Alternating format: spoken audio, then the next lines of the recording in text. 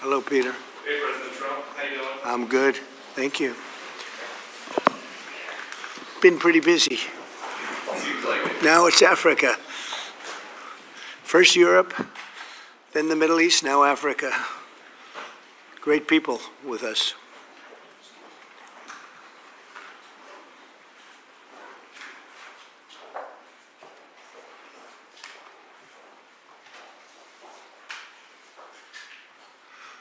Well, thank you very much, everybody, for being with us today. And I want to thank you, all of these great leaders, for joining us as we welcome to the White House the presidents and prime ministers and various other forms of dignitary to this wonderful place. Is nothing like the White House to me.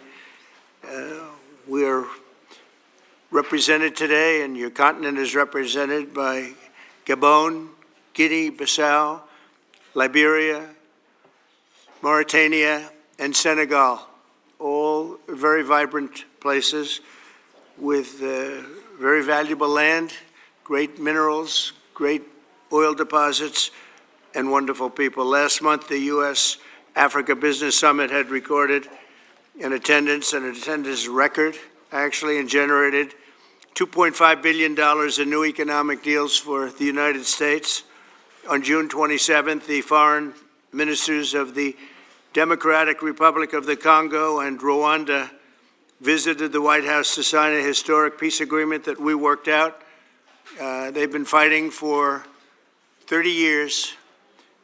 7 million are dead, and they think the number is actually quite a bit higher than that. It's been a long and vicious fight, and I just wanted to say that the countries represented were very happy that we were able to solve that problem. I think over the next couple of weeks, the leaders of both countries will come to sign the final agreement. As you know, we had foreign ministers last week, but we're going to be signing an end to the horrible 30-year war.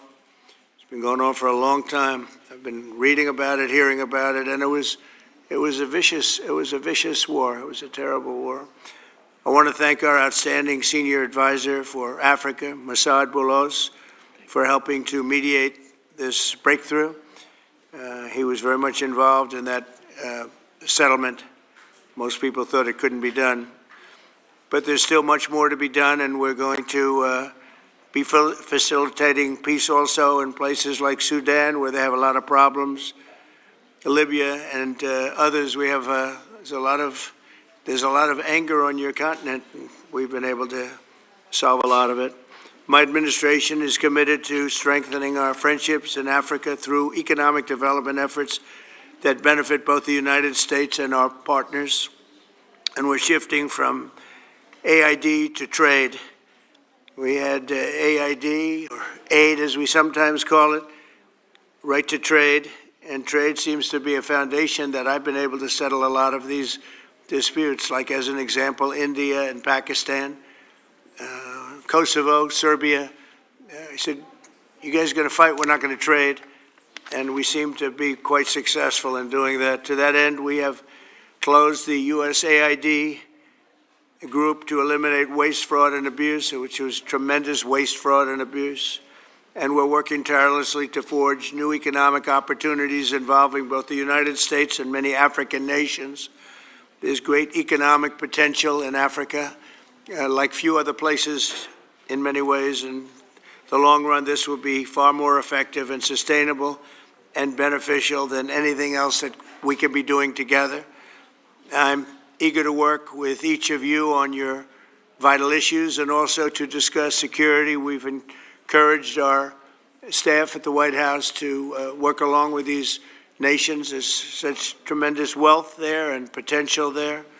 We encourage the countries here today to make greater investments in defense, hopefully, of course, buying our equipment, because we do make the best defense equipment. I guess we proved that about 2 weeks ago in Iran, but we make the best equipment, best military equipment anywhere in the world by far. There's nobody close. And keep pursuing the fight against terrorism, which is a big problem in Africa. Immigration will also be on the agenda, and I hope we can bring down the high rates of people overstaying visas and also make progress on the safe third country agreements. And once again, I want to thank you all for being here, and it's an honor for me. Some of you I've met, and some of you I just got to meet, and I think it would be nice if you said a few words to the press, which is right back here. Do we have a camera over here? It'd be nice if you could, oh, there it is. You could speak to the, you don't want to turn your head so much. I do it a lot. It's not pleasant. But perhaps we could start with you, please. Thank you very much. Great gentleman, by the way. Merci pour m'avoir donné la parole, Monsieur le Président. Thank you for giving me the floor, Mr. President.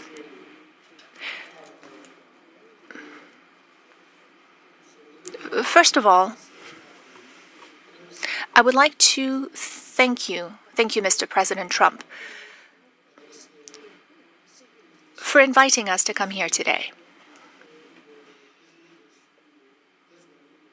I'm President Ghazouani, President of the Islamic Republic of Mauritania. Thank you, Mr. President, for this invitation and the invitation you sent to the other colleagues present here today.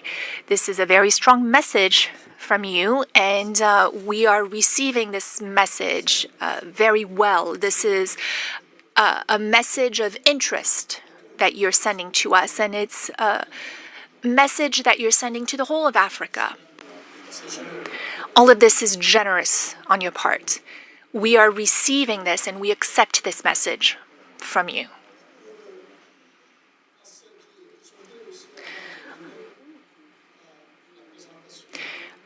Before I talk about my country,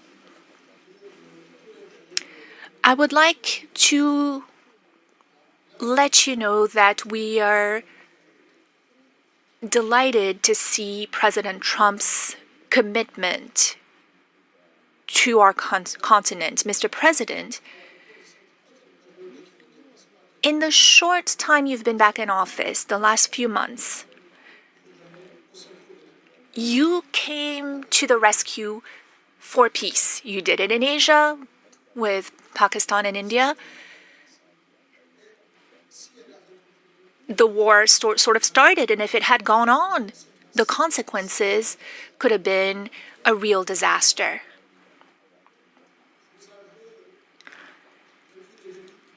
Since the beginning, you've been doing a great deal of work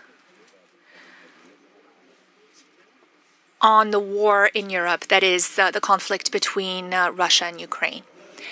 You rushed to Africa to resolve a long-standing problem. Lots of efforts had been made by many heads of states, but your will made it possible for this agreement to be signed. And now, this conflict is behind us. You are currently working with a great deal of enthusiasm. And you're also working on the Middle East. You're paying a great deal of attention to the Middle East. We all know how far back this conflict goes. It is a conflict that is about 80 years old. 70 years, but it is also a war that has been raging for a year and a half. And you've also talked about the human toll. Many people have died in this conflict.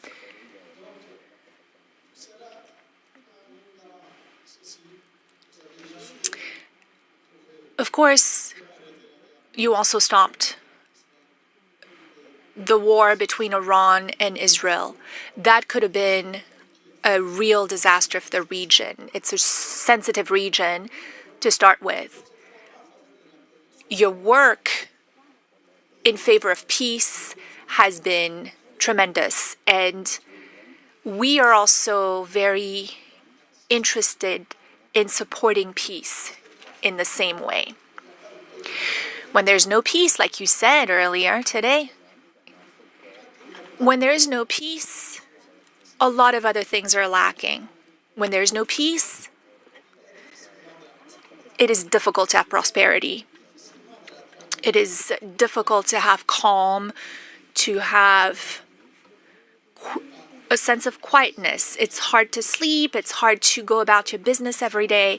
You understand that well, Mr. President, and you're working on this. So thank you. Moi, je suis président.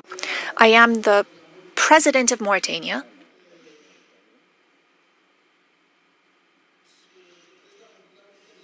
Mauritania is a small country.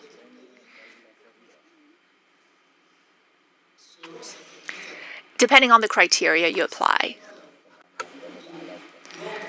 If you look at the number of people who live in Mauritania, it's a small country because we have about 5 million people in Mauritania. We might just be a little bit over 5 million. It's a small country also in the sense that what influence it has throughout the world. It's not like the US, Mr. President. Internationally, we understand that our weight, our influence is not that great, and we have no complex about this. It's also a small country because of our level of prosperity. We're not a very prosperous country. We have many problems related to the well-being of our population. But it is also a great country, a big country in other ways. Mauritania is a great country in the sense of its strategic position. It is on the Atlantic coast, which makes it a neighbor to the US. It is what unites North Africa and Sub-Saharan Africa, or what links the two. That is its strategic position, but also in terms of resources. We have a great deal of resources, many, many resources, and we have a lot of opportunities to offer in terms of investment. We have minerals, rare earths, rare minerals. We have manganese. We have uranium. And we have a good inclination that we have lithium and other minerals. We're the second largest producer for the last 60 years in Africa of iron ore. We produce a lot. And we have a lot of resources in our seawaters, so lots of fishing and whatnot. I don't want to spend too much time on this. But I appreciate it very much. I appreciate it. Maybe we're going to have to go a little bit quicker than this because we have a whole schedule. If I could just say, your name and your country would be great. Thank you, please. Muito obrigado, Sr. Presidente Trump, e sobretudo. Thank you, Mr. President, and for welcome and everything. For us, it's the second time here to come as a guest. The first time we had that meeting in Guinea-Bissau, but I will not talk too much. But Guinea-Bissau is a peaceful country, and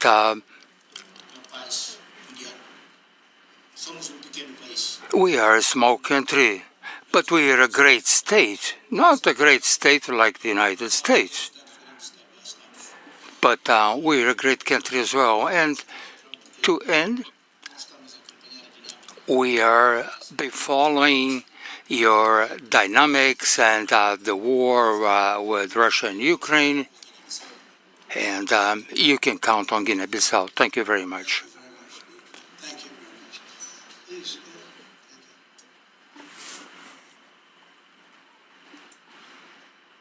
Thank you, Mr. President. First, let me congratulate you for the recent celebration of your 249th anniversary. We did in Liberia at your embassy. Mr. President, we thank you for this opportunity to be here. Liberia is a longtime friend of the United States, and we believe in your policy of making America great again. And we also go a long way with you in your diplomacy that has to do with economic development and commercial friendship. Liberia has a lot of minerals, and one of the things we ask as good friends for a long time is the opportunity to do a survey of our minerals. And also we are committed to peace, and we've been very lucky within our region. We are a country that have had a series of democratic elections, and our country has been cooling down. And also we want to encourage American involvement in the investment in Liberia. We'd like to see that happen. We want to work with the United States in peace and security within the region, because we are committed to that. And we just want to thank you so much for this opportunity. Well, thank you, and such good English, such beautiful. Where did you learn to speak so beautifully? Where were you educated? Where? Yes, sir. In Liberia. Yes, sir. Well, that's very interesting. It's beautiful English. Sure. I have people at this table can't speak nearly as well, Very and good, sir. Thank you. they come from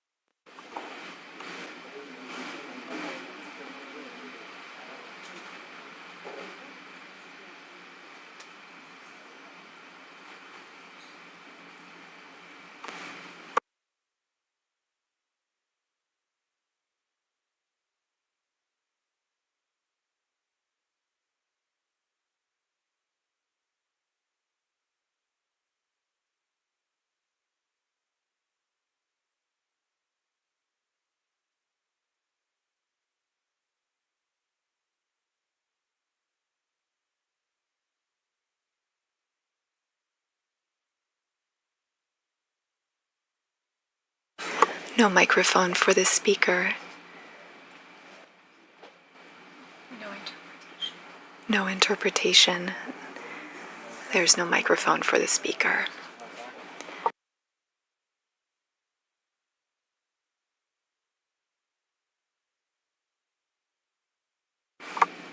Still no microphone for the speaker.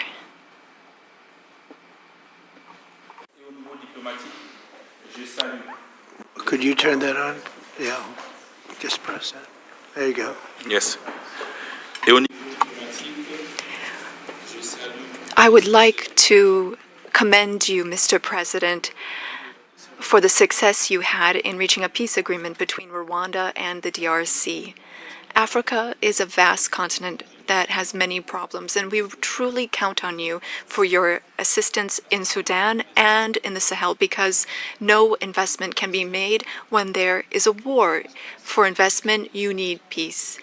The other heads of state who are here with me represent countries that are at peace, and that has been the case for some time. When we also have raw materials, minerals, rare earths. We are not poor countries. We are rich countries when it comes to raw materials, but we need partners to support us and help us develop those resources with win-win partnerships. That is our wish. I often listen to your remarks and speeches, Mr. President. We also want our raw materials to be processed locally in our country so that we can create value and to create jobs for youth so that they stop dying. They are crossing the sea, the ocean, to go to other countries. That is what we want, to have local processing of raw materials. Gabon is a rich country. We have over 2 million inhabitants and a great deal of diversity, raw materials, oil and gas reserves, and we would like those resources to be tapped using an economic model that fits. Since our liberation, we have changed how we do trade. We have focused on transparency and bids for anyone who wants to come invest in our country. If you follow the news, we have also worked on agreements with the European Union, and we wanted to review those because we didn't think that those were win-win opportunities. So our market is open. We want to process manganese locally, which you purchase through a company called Aramet. And I'm sure that it's more expensive compared to when you can come and buy it directly from us. In order to do this local processing, we need 8 to 10 gigawatts of electricity. Again, this is an open bid. Any American company that wants to invest in electricity in Gabon is welcome to take advantage of that opportunity. Now, looking at defense, the Gulf of Guinea is an issue. There is maritime piracy in that area, and we want to work together to stabilize it. You said you had the best equipment, the best military equipment, and that's what we'd like to have so that we can stop maritime piracy in the Gulf of Guinea. We can't do it alone. We need a reliable and strong partner that is committed and that takes real steps, real action. We also need to be pragmatic, and that's what you are. And I'm a general, and I am too. I'm pragmatic. I like it when things move quickly. Our country is free, open to one and all. You are welcome to come and invest. Otherwise, other countries might come instead of you. Thank you. Good job. Thank you very much. Appreciate it. Okay. Thank you so much, Mr. President. I would like to thank you for this invitation. It is an honor for us to be here at the White House and to have this opportunity to speak with you about the new partnership that you are putting in place with Africa, particularly for investment. I also wanted to commend you for your commitment to peace throughout the world and the incredible diplomatic success that you had with the DRC, as my colleagues mentioned. You said that this put an end to a long war that claimed many lives, and thankfully, you were here to put an end to this 30-year war. I also wanted to express that Africa supports all efforts to bring back peace to Sudan, Libya, and in the Sahel. Mr. President, as you've seen, you can only do business when there is peace and security, and you build peace everywhere in the world so that there can be better investments. The entire world is grateful to you for this. Now, with respect to my country, Senegal, I've been president for some 15, 16 months now, and I want to reassure all American investors about our country's political stability and our favorable regulatory environment, which we are continuously improving upon in order to attract more investment. I wanted to speak about two projects that I think are an exceptional opportunity. I will speak about the U.S. Ecological Survey, which can help assess the potential of the minerals in our country. And thanks to American companies, we've been able to discover oil and gas. Some 950 billion cubic meters of gas that we can tap into in order to support our economy. And again, here we were able to do this with an American company. Another project I'd like to mention, and again, I would like to invite American investors to take part in this. It's for a digital city. We identified a space within the city of Dakar. It has a view of the sea.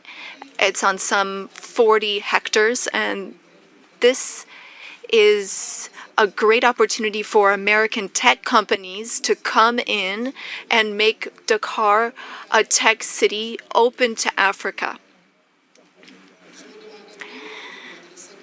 I was wondering what your secret was for resolving all these complex crises, and I know you are a tremendous golf player. Golf requires concentration and precision, qualities that also make for a great leader.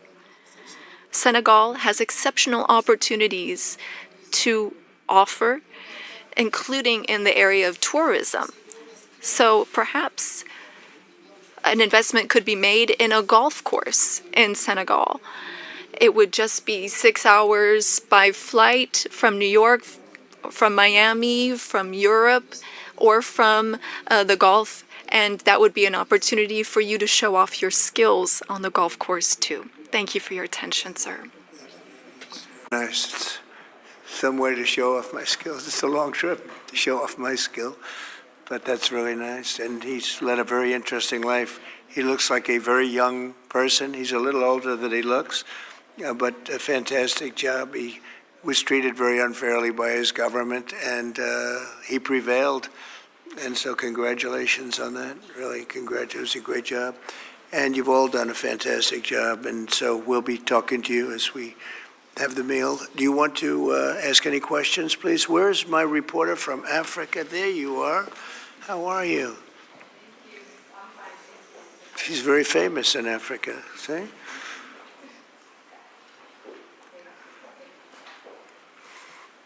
Yeah, thank you. Miss, I have one question for the African presidents and one question for President Trump. As you can see, Mr. President Trump, all the African presidents are very happy with your efforts to bring peace in the Democratic Republic of the Congo. My question to you is, today you are making history by receiving 5 African presidents and showing the interest of the United States to collaborate and to work close with the African nations. African continent is watching, African youth is watching, and this new approach that your administration is taking to deal with African nations, not only based on help, but in doing business that everybody can win, is really much appreciated for all the Africans. My question is, are you planning, Mr. President, in the future to travel to Africa to see firsthand all those countries in Africa, all those potential that those countries have? And for the African leaders, my question is, as you can see, President Trump is working to bring peace not only in Africa but also in the world. Are you all considering to nominate President Trump for a Nobel Prize Peace? That's a very nice reporter. I got to meet her 2 weeks ago when we had the Congo and Rwanda, and we had some other people up from Africa, and that was the first time. But that's very nice. I appreciate the questions. Very nice, actually. Would you like to, at some point I would like to go to Africa, absolutely. We're going to see what the schedule is, but at some point I would like to do that very much. Would you like to give a fast answer, please? Thank you very much. Microphone, please. Please. Of course, on soutient cette dynamique. We are in favor of this dynamic for peace.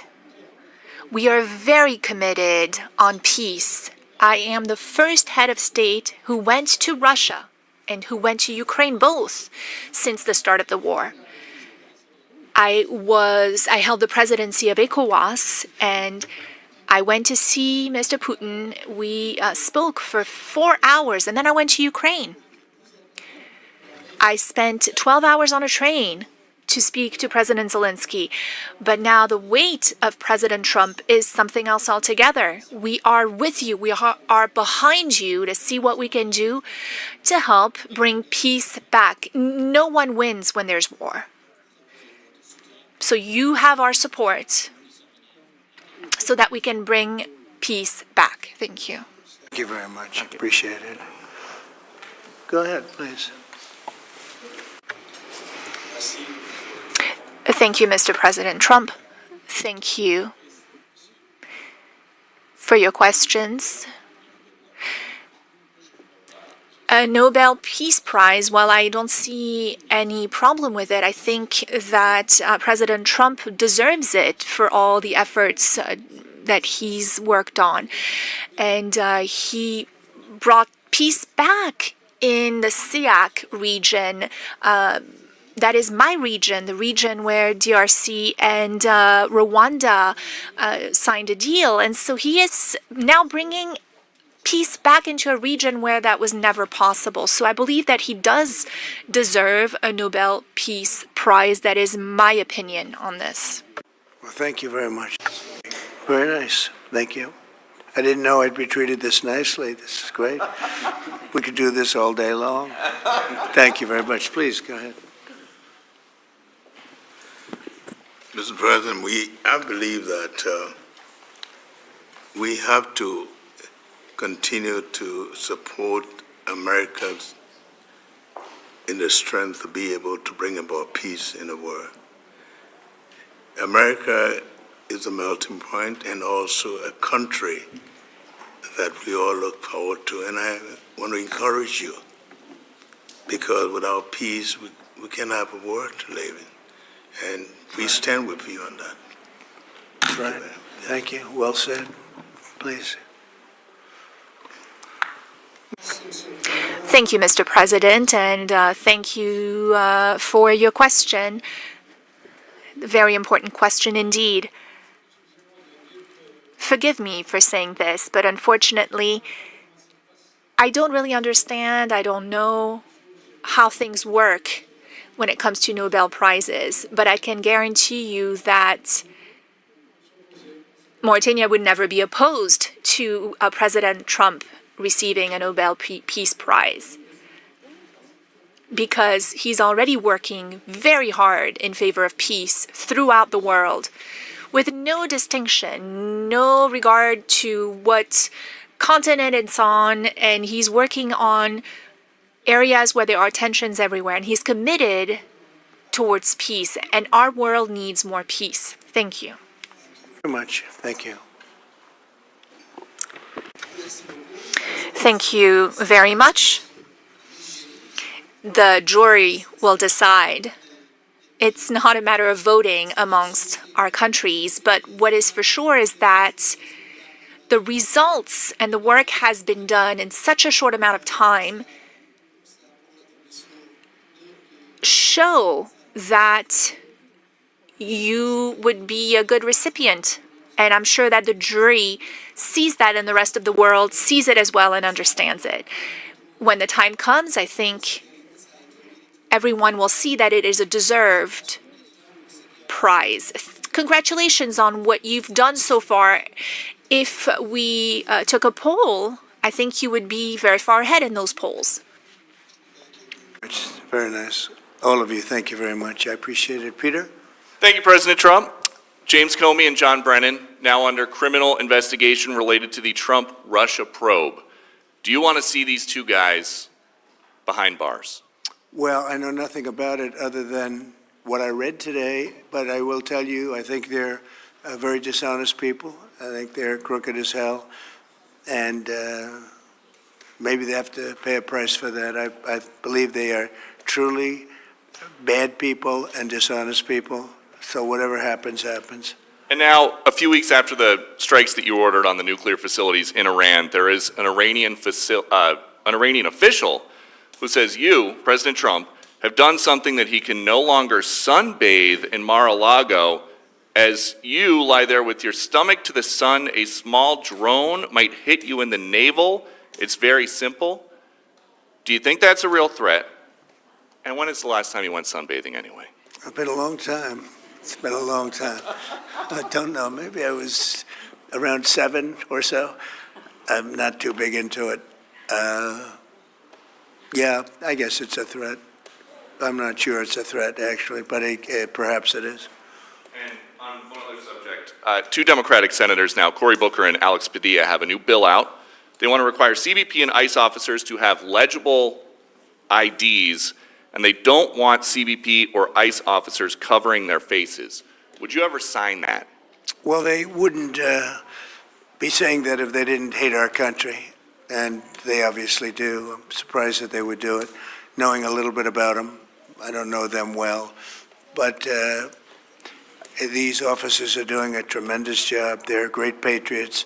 If you expose them because of statements like have been made by Democrats and others on the left, usually, mostly, I think probably exclusively, you put them in great danger, tremendous danger. And it's sort of funny when people picket in front of Columbia, in front of Harvard, and they have masks on, more than masks. I mean, you can't see anything. Nobody complains about that. But when a patriot who works for ICE or Border Patrol puts a mask on so that they won't recognize him and his family, so they can lead a little bit of a normal life after having worked so hard and so dangerously, there's a problem with that. So they have this is the problem with the Democrats. They have a lot of bad things going on in their heads. They've really become they've lost their confidence, number one, and they've become somewhat deranged. I want to do whatever's necessary to protect our great law enforcement people, and they are right at the top of the list. And your agriculture department also announced this week that they are going to start limiting Chinese ownership of American farmland. Why do you think that the Chinese have been buying up all this farmland in our country so close to military installations? Well, I don't want to get into that. I have a very good relationship with President Xi. We're going to see, and I'm going to, they're going to be making a recommendation to me, but we have a very good relationship. As you know, they're paying a lot of tariffs to the United States now, and so I'm not going to get into that right now. Yeah, please. Yesterday, the Wall Street Journal reported that the White House was weighing whether to send another Patriot air defense system to Ukraine. Can you confirm that reporting? They would like it. They've asked for it. They're very rare indeed, because a lot of systems have been sent to Ukraine. But they would like to. I know they made the request. We're going to have to take a look at it. It's very expensive system. It's a shame that we have to spend so much money on a war that would have never happened if I were president. That's a terrible, terrible war over there, and it's really a shame. It's very sad. When you talk about a system like that, highly sophisticated, tremendous amount of money, and they're doing it because they want to prevent death. They're getting hit hard, very hard. So we're looking at it. Also on Russia. Yesterday, sir, as well, Ukraine was hit by over 700 drones sent by Russia last night. What's your response to that attack? Well, I've been sort of letting people know I'm not happy about what's going on. It's a war that should have never happened. It should not happen now. They're losing. Now it's up. I've been saying 5,000. Now it's up to 7,000. Think of it, 7,000 people a week on both sides. 7,000 people, young, mostly military people, young souls are dead and dying, and it should be stopped. It should be stopped. Very sad to see what's happening. Yes, please. Sir, can you explain how you calculated your latest round of tariffs? Was there a formula that was used? And do you expect any of these countries to face tariffs as well? The formula was a formula based on common sense, based on deficits, based on how we've been treated over the years, and based on raw numbers. And we're going to have a couple of more coming out today. Brazil, as an example, has been not good to us, not good at all. We're going to be releasing a Brazil number, I think, later on this afternoon or tomorrow morning. but they're based on very substantial facts and also past history. You look at the past history. We never had anybody in the White House that understood the numbers or were into it like I have. You know, we've taken in hundreds of billions of dollars in tariffs, hundreds of billions, and we haven't even started yet. And it's going to be a great thing for our country. I think it's going to be a fair thing for the world.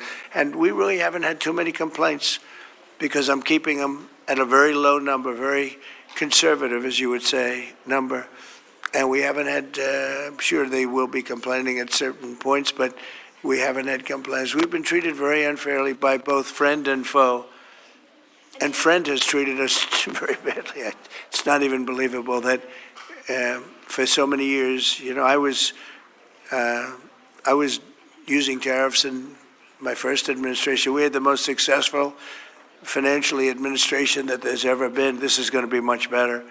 But we got cut short with the COVID because I didn't think it was appropriate when, you know, Italy, Spain, you saw the horror show that a lot of the countries went through. So I cut it a little bit short. But we took in hundreds of billions of dollars, and we had the most successful term ever from a president financially. But this is going to be much more successful. Yes, please. Do you expect any of the countries here to face tariffs as well? I haven't thought of it, but I don't know. Let's see, I like him, and him. No, I don't think so, not too much. It's very good. These are friends of mine now. Yes, Thank you for taking our questions, Mr. President. Okay. You talked about the amount of external revenue the country has brought in thanks to your tariffs. Can you talk about how these hundreds of billions of dollars that are getting brought in will help grow the country, and what do you hope to put it towards? Well, bigger than the tariffs, actually, are the fact that when you charge the tariffs at a certain point, they say, well, we can't pay those tariffs. It doesn't make economic sense. These are wealthy countries, and they or their companies will come into our country and build, and that's what's actually happening. If you had a very low tariff, there'd be no incentive to do that. If you have no tariff, like we used to have, which is so stupid, it's not even believable, but then obviously they make their product, the product in their country. They have the jobs, they have the income, they have the taxes, they have everything, and they just send it into us, and it's jobs that we wouldn't get. Now the wheel is turned. And what we're doing is, more important, we're taking in hundreds of billions of dollars, money that we've never seen before. But more important than that, we have a lot of people that would rather not have to pay that. So they're coming in and they're building plants. AI, we're leading everybody, including China, by a lot with AI. They're building their own plant. You heard me say yesterday, they're building their own electric generating plants to go along with the factories or plants that they're building. If they want to do that, we're getting them fast approvals, very fast turnarounds. They're using mostly natural gas to start off, but they're using coal. They have the right to use coal. They have the right to use nuclear. Nuclear has come a long way in the last 5 years. So we're getting them very fast approvals. We have factories and plants building at a level that we've never had in this country before. Yeah. And secondly, a study from the Council of Economic Advisors. You put it on Truth Social yesterday. It showed that your assessment that tariffs would slow inflation was accurate, and that the prices of imported goods since February has fallen. That your assessment was right, the critics were wrong. Why do so-called experts continually misread your economic policies, sir? Well, it's not the experts, it's the fake news and a combination of that and the Democrats. I saw an ad on television today on Fox, and it was some ad about, Trump has raised costs. It's the opposite. I actually put out a statement. I brought down costs. I brought down the cost of groceries. I brought down the cost of tremendously groceries. If you remember my first week in office, the press was screaming at me about the cost of eggs. They were 4 times higher than they were just a short time ago. That was caused by Biden and stupid policies, and we got that down. And by Easter, it was normalized, and now it's actually even at a lower price. So when I see an ad like that, it's always good to respond. I feel you have to respond. It was an ad that things are more costly. No, they're much less costly. Yesterday, $1.99 a gallon. There's 3 states. We're selling gasoline at $1.99. You haven't seen that for a long time. And I brought costs way down, just about every cost. I can't think of a cost that went up, but just about every country. So what they do is they lie. I mean, they take ads. You'd almost think that the advertising station would stop it because they know it's wrong. It's such a lie. All you can do is say it's a lie and explain it. I guess I have the ability to explain it at conferences like this, so I like to take advantage of it and do it. But costs are substantially down under the Trump administration. And as you know, Biden had the highest inflation, I believe, in the history of our country. They say 48 years, but regardless, I think it was really the highest in the history of our country. And they were up to numbers that nobody ever saw before. And we have inflation now totally under control. We have a Fed chairman that, if he was doing his job properly, would lower interest rates. But we're bullying through even that. We're doing so well, it's not having that kind of an impact on us. But you want to see a rocket ship? We should have the lowest interest rates, because without us, there's nothing. And we have a strong country now, and we're taking in a lot of money. And other countries aren't even complaining. They got away with murder. They took advantage of a lot of very stupid people that sat in the seat, very stupid people, or people that didn't understand business or something was going on. But hard to believe that they got away with it for so many years. But now, and I'm treating them very fairly. Again, we have countries with tremendous deficits with us, where we have, where we essentially lose a lot of money. And we are changing that around very rapidly, and I think it's about time somebody did it. Sir, President? Yeah, please. Sir, yesterday you said that you were not sure who ordered the munitions halted to Ukraine. Have you since been able to figure that out? Well, I haven't thought about it because we're looking at Ukraine right now and munitions, but I have not gone into it. What does it say that such a big decision could be made inside your government without you knowing? I would know. If a decision was made, I will know. I'll be the first to know. In fact, most likely I'd give the order, but I haven't done that yet. Yeah, please. Can I ask how your meeting with Netanyahu went over the last couple of days, and how realistic do you think a ceasefire is this week? Well, we're talking about Gaza for the most part. I think we have a chance this week or next week.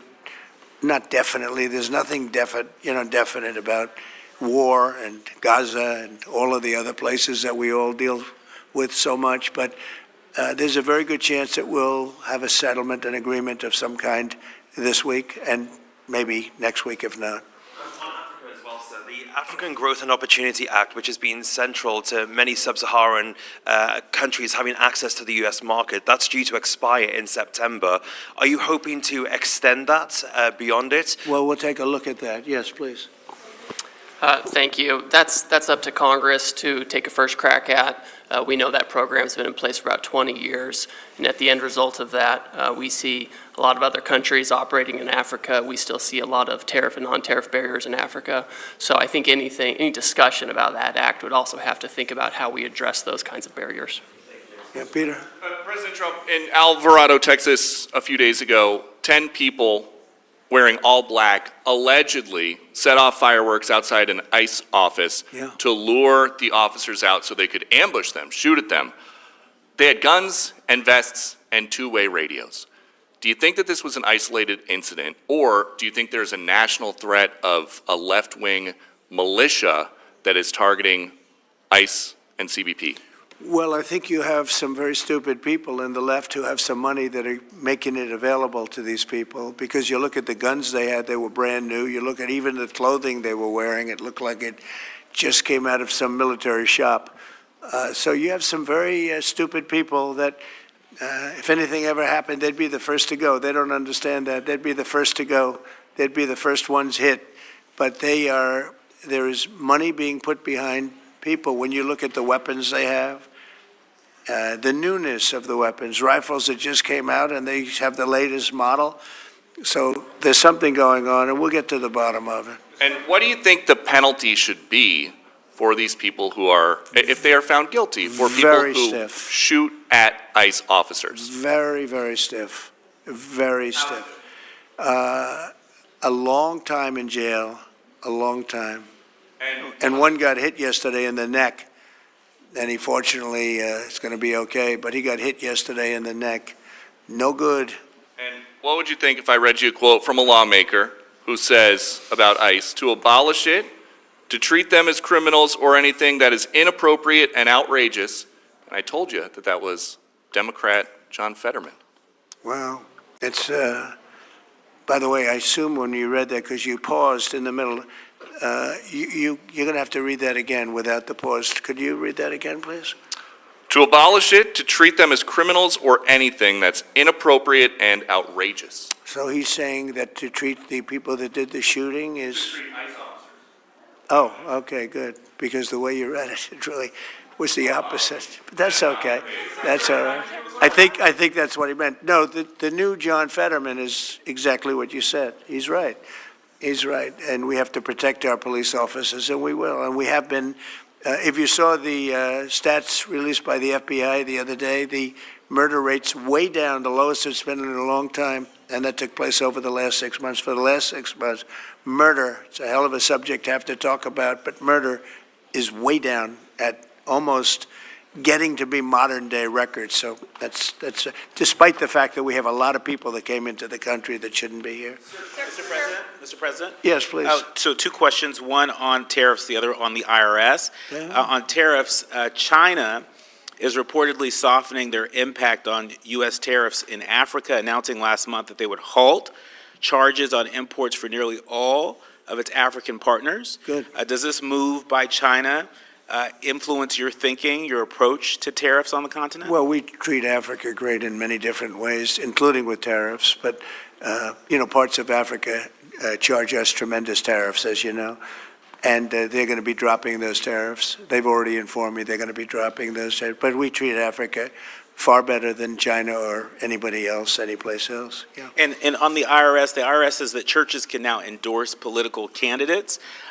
What's your reaction to this, and how do you expect this to influence some of the work that's afoot on the continent? There's a lot of American churches that are missionaries doing missionary work on the continent.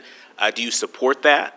I love the fact that churches can endorse a political candidate. I think so, because we have a lot of respect for the people that lead the church, for the pastors and the ministers and the rabbis and the all different leaders, all different religions, and people respect those people. And I think there's nothing wrong. It was a very big penalty if that took place just a little while ago. They had a thing called the Johnson Act, and it was a very big penalty. I think it's great if a pastor, minister, priest, rabbi, and we could very much go into your religion, by the way, which is something that people are having great respect for throughout the world.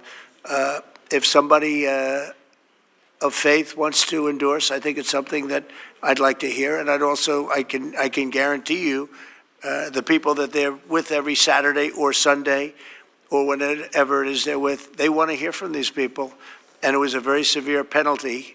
Those people were not allowed to speak up. Now they're allowed to speak up. No, I think it's terrific. Mr. President, your administration took new actions against Harvard University today. Are you still optimistic about reaching a deal with the university? Oh, yeah, I think so. Harvard's been very bad, totally anti-Semitic, and they'll absolutely reach a deal. Peter? I just got a text from our colleague John Roberts. He says that we are now reporting the guy who was arrested in the Alvarado, Texas incident for tampering with the evidence was a green card recipient under the Biden administration and a prior DACA recipient.